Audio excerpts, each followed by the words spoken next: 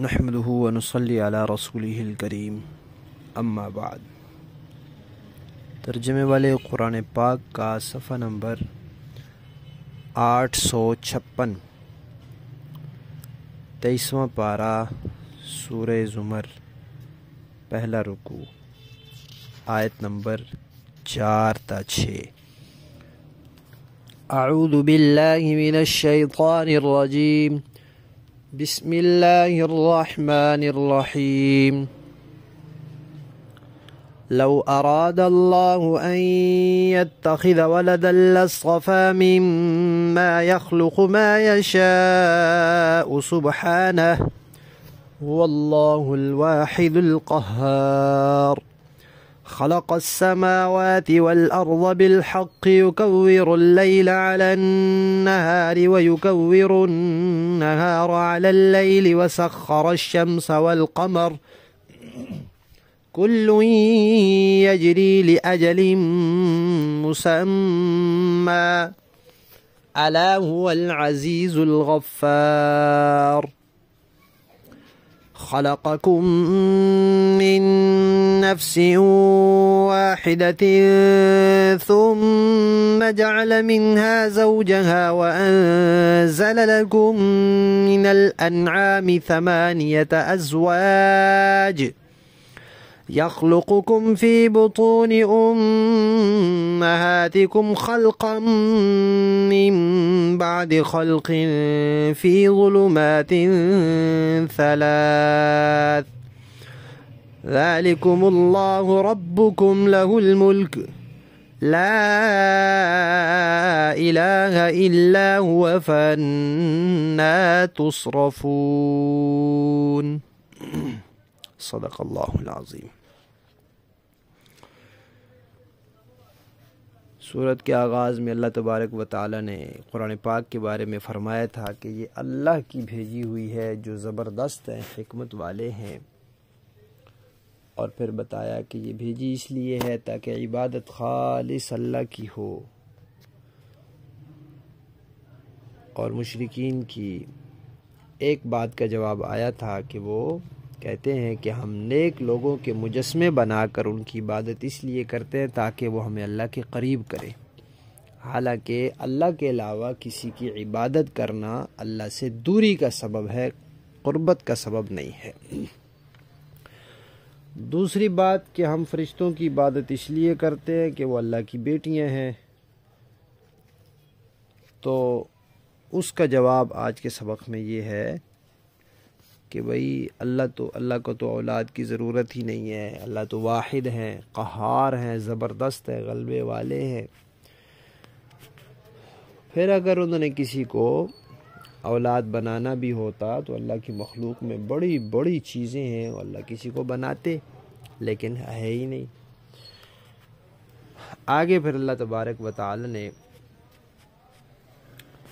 توحید کا تذکرہ فرمایا ہے کہ لوگ اگر کائنات کی چیزوں میں اور اپنے آپ پہ غور و فکر کریں تو وہ یہ حقیقت جان سکتے ہیں کہ یہ آسمان اور زمین یہ سارا یہ اللہ کا بنایا ہوا ہے، اور اللہ نے اس کو ایک مقصد کی خاطر بنایا ہے، اور وہ کیا ہے؟ انسان کو پیدا کرنا تھا تاکہ وہ اللہ کی عبادت کرے۔ تو انسان کو اللہ کی عبادت کی خاطر پیدا کرنے کے لیے یہ سارا کچھ پھر اللہ نے انسان کی مصلحت کے لیے بنایا۔ اب انسان دیکھ لے کہ اللہ کی عبادت، خالص اللہ کی عبادت کتنی اہم چیز ہے کہ اس کے لیے انسان جیسی ہستی اشرف المخلوقات پیدا ہوئی، اور پھر یہ دنیا یہ ساری یہ انسان کی خاطر بنی۔ پھر اس دنیا کے اوقات کو اللہ نے 2 حصوں میں تقسیم کیا، دن اور رات بنائے، اس کی حکمت بھی بیان ہو چکی ہے۔ پھر اللہ تعالیٰ نے سورج اور چاند بنائے، اس سے غذائیں پکتی ہیں، پھلوں میں مٹھاس آتی ہے، سمندروں سے بھاپ اٹھتی ہے، بادل بنتے ہیں، برستے ہیں، پھر وہ پانی زمین میں جذب ہوتا ہے، پھر وہ نکلتا ہے، پہاڑوں پہ برف جمتی ہے، وہ پگھلتی ہے، سارا نظام ہے اللہ تعالیٰ کا۔ تو جب تک اللہ تعالیٰ چاہیں گے چلتا رہے گا۔ یہ سارا نظام کیوں ہے؟ انسان کی مصلحت کے لیے، کہ اس کی ضروریات کا انتظام ہو۔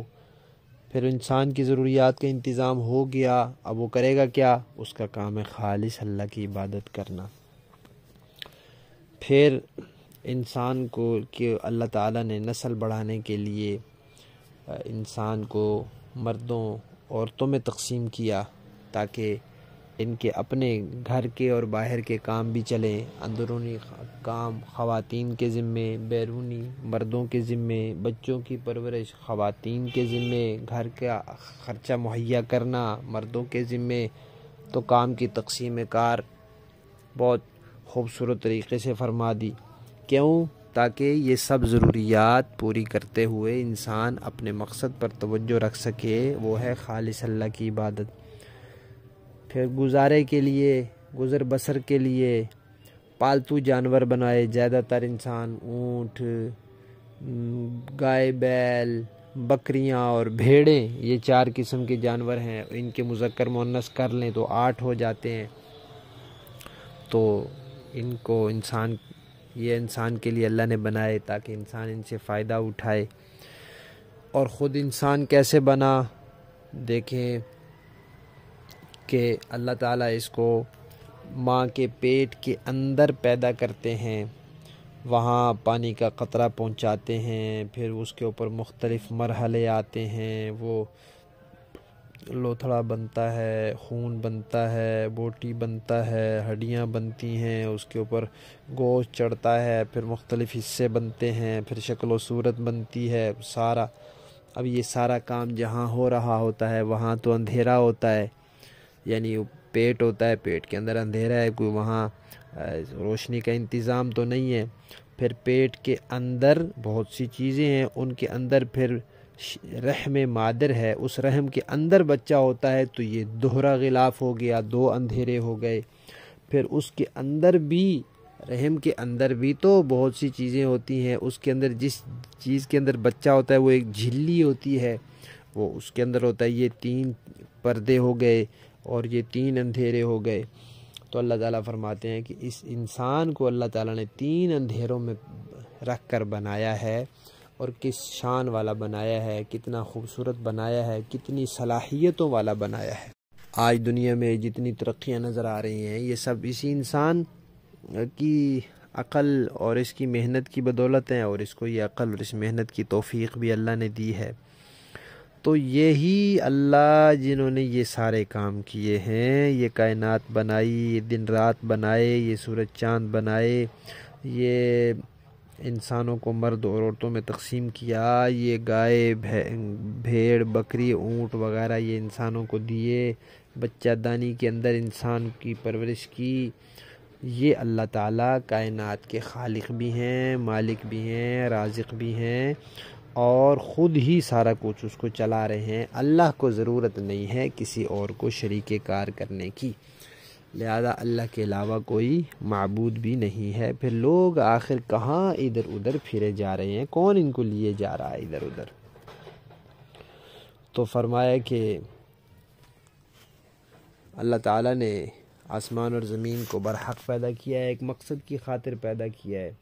اللہ تعالیٰ رات کو دن پر لپیٹتے ہیں، دن کو رات پر لپیٹتے ہیں، سورج اور چاند کو کام میں لگا رکھا ہے، ہر ایک وقت مقرر تک اپنے کام میں لگا ہوا ہے۔ کیا لوگ دیکھتے نہیں کہ یہ سب کچھ کرنے والی ذات وہ ہے جو عزیز غالب ہے، الغفار بخشنے والی ہے؟ انسانوں کے کرتوت ویسے ہیں کہ فوراً تباہ کر دیے جائیں، لیکن اللہ بخشنے والے ہیں۔